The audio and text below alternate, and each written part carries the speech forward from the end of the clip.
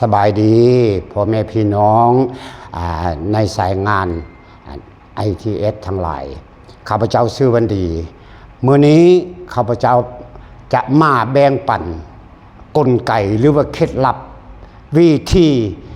การอันนึงที่ว่าเงินแล่นเข้ามาหาพวกทานและพวกทานบ่จำเป็นจะไปหาเงินอีกเนาะซึ่งในนี้ข้าพเจ้าจะอธิบายตามกฎเกณฑ์ของสังคมมนุษย์มันมีอยู่2กฎเกณฑ์หลักๆเพราะว่า2กฎเกณฑ์นี้มันมีกฎเกณฑ์หนึ่งสามารถก้าวไปถึงเป้าหมายของมวลมนุษย์และความมุ่งหวังนั้น1คือฐานะการเงิน2การเวลา3แม่นสุขภาพเนาะอยู่ในหันหลักๆจังสันข้าพเจ้าสิอธิบายคนเฮานี่เกิดมาปุ๊บน่ะมันมีแต่อายุ1 ปี5-25 ปีแล้วมันชูชีวิตมันศึกษาหำเฮียนมันออกแห่งงานหับจ้างหับใบเฮ็ดลาเฮ็ดการหรือว่ามันเรียนจบมหาวิทยาลัยแต่26 ปี50 ปีอันนี้มัน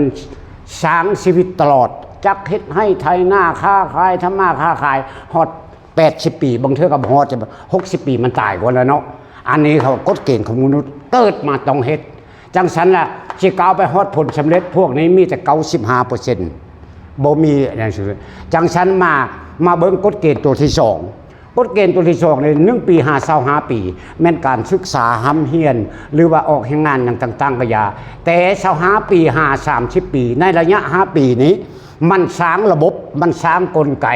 ทุกสิ่งอย่างมันหาเงินเนาะนี่แต่30 ปีมา80 ปีอันนี้เวลามันใช้ชีวิตเพราะว่าเป็นหยังมันยังบ่เฮ็ดไปเพราะมันมีระบบคือตัวอย่างระบบ ITS นี่มันมาเข้าในหัวผู้นี้และผู้นี้จะมีเวลาวางจังสันให้ระบบหาเงินแต่อายุ30 ปี80 ปีระยะ40-50 ปีมันท่องเที่ยวทิศลิ้นอยู่ละเนาะอันนั้นมันเป็นอย่างนั้นจังสันแล้วคนนะเนี่ยชื่อพวกนี้นะจะมีเวลาหลายกว่าจะก้าวมาหาบนจุดนี้เพราะเป้าหมายของคนเฮามีอยู่ฐานะการเงินสุขภาพและการเวลาเนาะอันนี้หมายว่ามุดทุกชิ้นทุกอย่างนี่เขาเอิ้นว่าเฉพาะตัวนี้อยู่ในกลไกITS แอปอันสร้างสินทรัพย์ดิจิตอลนี้มันเป็นเครื่องมืออัจฉริยะเป็นอาวุธชนิดหนึ่งใส่ตัวนี้แล้วเงินมาหาทานบ่จำเป็นต้องไปหาเงินยกตัวอย่างตัวที่1มันอย่างกลุ่มคนทุกคนอยู่นี้นะเกิดมาต้องสู้ชนชีวิตค้าขายงายมือเฮ็ดลาเหตุการณ์เป็นกรรมกรชาวไร่ชาวนามันอยู่นี่หมดแต่จากกลุ่มคนนี้มีผู้ก้าวหน้ามันจะขยายตัวออกมานี่มันตั้งโรงจักรโรงงานเมื่อมันตั้งโรงจักรโรงงานอยู่นี้แล้วมันผลิตสินค้ามารับใช้สังคมแต่มันบ่ฮู้บ่อนขายจังสันมันอาศัยพวกนี้พวกข่าวสารออนไลน์วิทยุโทรทัศน์โปสเตอร์อย่างต่างๆแล้วมันโฆษณาขายนี่มันอยากบอกว่าขายเครื่องของโรงงานขายราคาโรงงานแต่ราคาต่างหากหมอนี้จังสันทุกชิ้นทุกอย่างละอาศัยหมอนี้แล้วเมื่อเป็นดิฉันนะมันหมอนี้เมื่อเป็นดิฉันนะทานประธานสารวัตรไพศาลสารวัตรเพิ่นได้ค้นคิดและเพิ่นเห็นความจำเป็นเห็นกฎเกณฑ์มนุษย์เพิ่นได้ค้นคิดอันแอปนี้ขึ้นมาแอป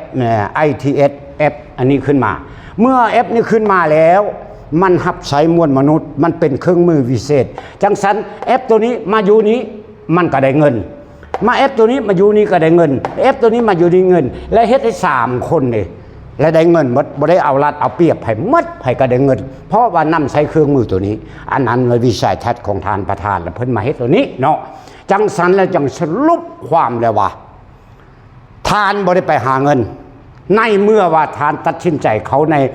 สายงาน ITS นี่เงินจะมาหาทานเองอันนี้เป็นกลไกอันนี้เป็นเคล็ดลับอย่ากันแบ่งปันท่านจังสันเมื่อทานเห็นเมื่อกฎเกณฑ์ของสังคมมนุษย์แล้วเห็นเป้าหมายแล้วเห็นต่างๆแล้วเห็นผลสำเร็จแล้วบ่เห็นผลสำเร็จแล้วท่านเห็นหมดทานลองคิดพิจารณาทานตัดสินใจเขาร่วมโครงการนี้บ่พวกเฮาในนามสมาชิกITS ยามใดก็อาเขนตอนหับทานอยู่เสมอเพื่อพร้อมพวกเขาก้าวไปสู่ผลสำเร็จบอนนี้นี่ทานจะออกจากวงจร 95% ปราศจากการทำมาค้าขายทานจะก้าวมา ผู้หนึงได้5%นี้ที่ได้มีฐานะมีสุขภาพมีเงินทองคันมีตัวนี้แล้วสามารถเฮ็ดได้หมดทุกอย่างเนาะอันนี้มันทานมาให้พวกท่านพอหูข่าวๆในการแบ่งปันของข้าพเจ้าใหม่พวกท่านเฉพาะเม็ดเคล็ดลับเงินมาหาพวกท่านบ่จำเป็นต้องไปหาเงินอีกนี่ตัวนี้เงินมาหาเนาะเอาแสดงความขอบใจในบรรดาทานหลายๆเนาะ